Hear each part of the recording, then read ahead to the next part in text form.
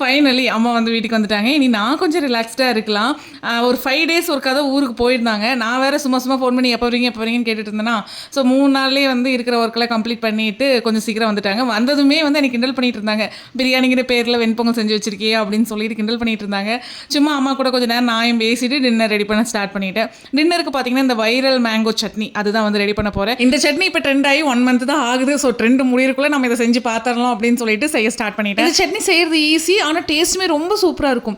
இதுக்கு ஃபஸ்ட்டு இந்த மாதிரி ஒரு பேனில் எண்ணெய் விட்டுக்கோங்க. எண்ணெய் நல்லா ஹீட் ஆனதுக்கப்புறம் நம்ம வந்து தக்காளி, மேங்கோ, அதுக்கப்புறம் க்ரீன் சில்லி, கார்லிக் இதை மட்டும்தான் வந்து இந்த எண்ணெயில் ஃப்ரை பண்ண போகிறோம்.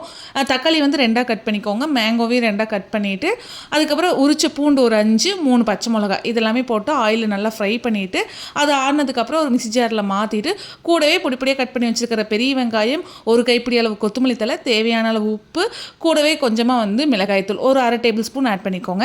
ஆட் பண்ணி நல்லா அரைச்சி எடுத்துட்டிங்கன்னா போதும், சூப்பரான மேங்கோ சட்னி வந்து ரெடி ஆயிடும். எனக்கு தெரிஞ்சு இந்த மேங்கோ சட்னி இட்லி தோசையை விட சாதத்தில் போட்டு பிசைஞ்சு சாப்பிட்டோம் அப்படின்னா இன்னுமே டேஸ்ட் வந்து நல்லாயிருக்கும். இந்த சட்னியோட டேஸ்ட்டுமே ரொம்ப சூப்பராக இருந்தது. செய்யறதுமே ஈஸி தான். கண்டிப்பாக நீங்களும் வீட்டில் ட்ரை பண்ணி பாருங்கள்.